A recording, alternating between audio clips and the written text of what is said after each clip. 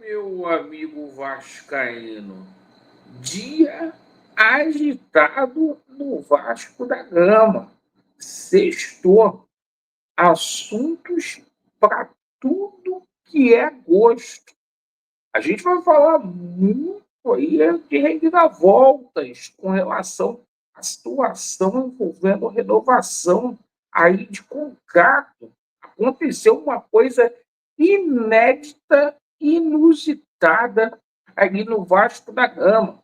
Eu confesso que eu nunca tinha visto com relação à situação de renovação de contrato aí do Ryan. Além da situação da renovação de contrato do Ryan, vamos atualizar a situação do Paê e do Léo Jardim. Vamos falar muito aí sobre a contratação que o Vasco da Gama fechou ontem por 2 temporadas. Vasco trazendo aí um atacante de 19 anos. É aguardado o pronunciamento aí da diretoria do Vasco da Gama no tocante à situação do mando do jogo contra o Flamengo e também sobre a situação aí da proposta, da conversa aí da Vasco SAF no tocante à venda. E a gente vai falar muito sobre a Copa Sul-Americana. Primeira rodada fechou ontem, certo? Com o Vasco na liderança.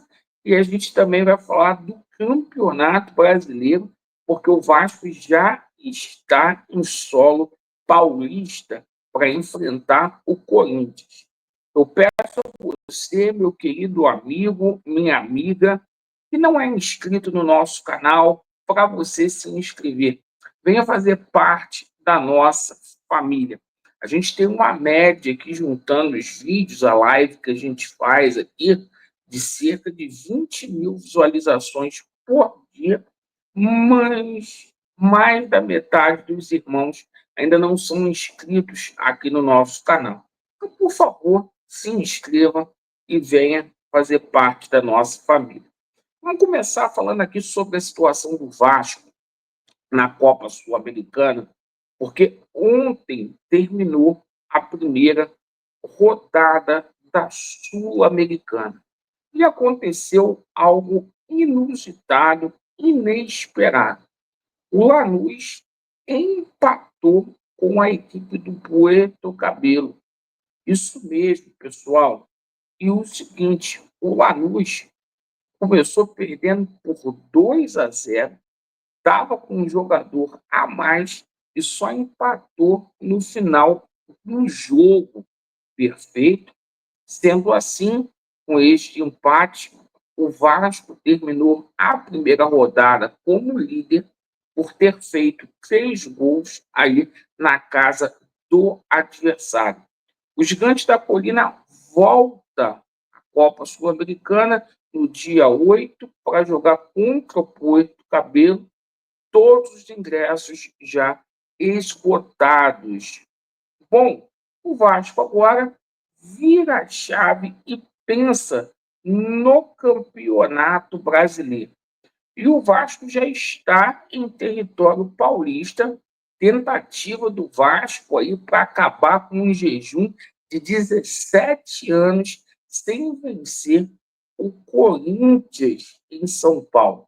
O Corinthians que vem aí de derrota pro Huracan, né? Torcida do Corinthians, mesmo vencendo ali o Campeonato Paulista, já começou a cobrar. Corinthians que empatou na primeira rodada do Campeonato Brasileiro contra a equipe do Bahia, jogo 1-1, esse jogo que foi lá em Salvador, e a gente deve ter mudanças aí no time do Vasco da Gama. O Garré pode deixar a equipe vascaína, como o Paulinho também, para a entrada aí do Ryan e também do Tietê.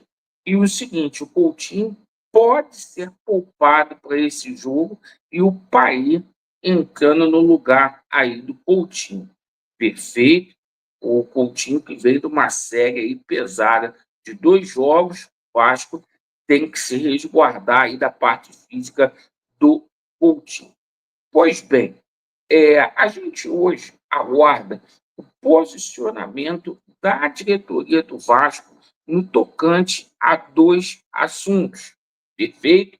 Sobre o veto do estádio de São Januário. Ontem, o coronel, o BEP, simplesmente vetou, alegando problema de segurança, que o jogo fosse em São Januário contra a equipe do Flamengo.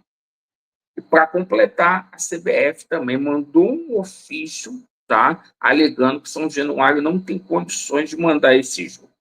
Daí restam 2 soluções para o Vasco.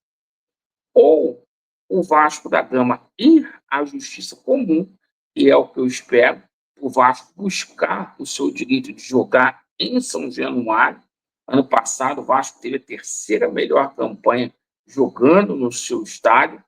Ou o Vasco tem uma proposta aí para jogar no Maranhão, uma proposta para vender um jogo contra o Flamengo de R$ 1.900.000.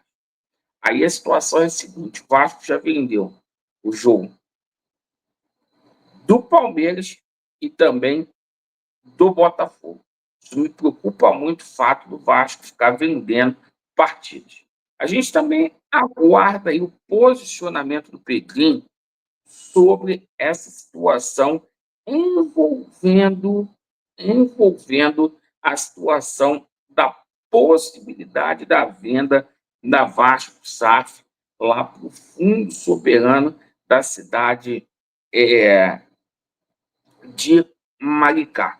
E a gente fica aí simplesmente aguardando essa situação. Porque ontem o Washington Quaquá veio a público aí, deu declaração que tem interesse, segundo informações ali que a gente recebeu de dentro do Vasco, haveria a possibilidade do Vasco, por educação, se assentar à mesa aí com o prefeito para simplesmente avaliar a proposta, certo?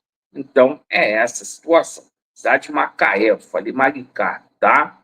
Bom, vamos lá. Aconteceu algumas situações inusitadas aí no Vasco da Gama e reviravoltas com relação à situação de renovação de contrato. Gente, eu juro que eu nunca vi isso. A renovação de contrato do Ryan era para ter sido anunciada na última semana. Só que o Vasco mandou o contrato errado para o staff do Ryan. Isso mesmo. A minuta foi errada. Como a minuta foi errada, o contrato foi errado, não tinha como assinar, atrasou aí a situação da renovação de contrato do Ryan. O Vasco já mandou a minuta nova, né? A situação deve acontecer. Agora, se o pai desse menino, o Valquimar, que foi jogador do Vasco da Gama, não tivesse caráter, o Vasco tinha rodado nessa situação e o Ryan teria deixado o Vasco da Gama de graça. O contrato do Ryan está fechando agora, recentemente. O jogador poderia deixar o Vasco no meio do ano, certo? O contrato dele vai até dezembro, de graça. Então, assim, o Vasco deu mole, né? Não fosse o pai do menino, o Vasco teria rodado nessa situação. Situação do Léo Jardim. O Vasco foi e mandou a proposta para o Léo Jardim, para o empresário, já está em mãos, não houve um retorno ainda, tá? Isto porque o Vasco viajando aí, foi para o Peru, está em São Paulo, mas essa situação tão logo deve ser resolvida também envolvendo o Léo Jardim. O Vasco está tranquilo, por quê? Existe uma cláusula ali de renovação automática no contrato do Léo Jardim, mas o Vasco quer colocar uma multa rescisória maior e propôs um contrato de 3 anos para o goleiro. Agora, a reviravolta foi nessa situação envolvendo o jogador Dimitri Payet, certo? Porque o Vasco deve uma grana para o Payet, tá? E não é pouca coisa, não.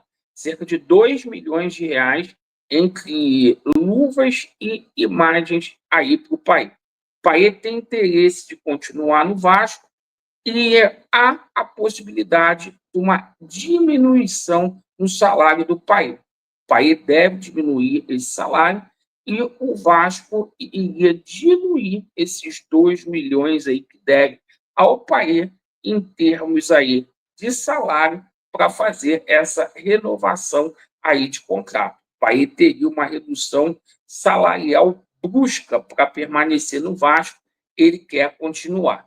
E a situação é a seguinte, tá? Ontem a gente teve uma declaração do Marcelo Santana sobre a situação envolvendo reforços. Ele ainda tenta trazer um atacante até o dia 10 de abril. Muitos falando do atacante Matheus Moraes, lá do Maringá, artilheiro do campeonato do Paraná. E o seguinte, o Vasco ontem fechou a contratação do jogador Wallace, de 19 anos, do Coritiba, certo? Jogador que atua na seleção sub-20. Vasco adquiriu aí 70% dos direitos econômicos do jogador. Por 2 temporadas, o Vasco assina com o jogador, com o atleta, o Wallace, né? Um jogador aí que se coloca muita fé nesse atleta aí, por ter passagens pelo sub-17 e pelo sub-20 da seleção brasileira. Perfeito? Então, contrato importantíssimo aí até o final de 2027. Essas foram as notícias do Vasco. Agradeço aí pela sua atenção. Vasco neles e a verdade prevalecerá. Valeu!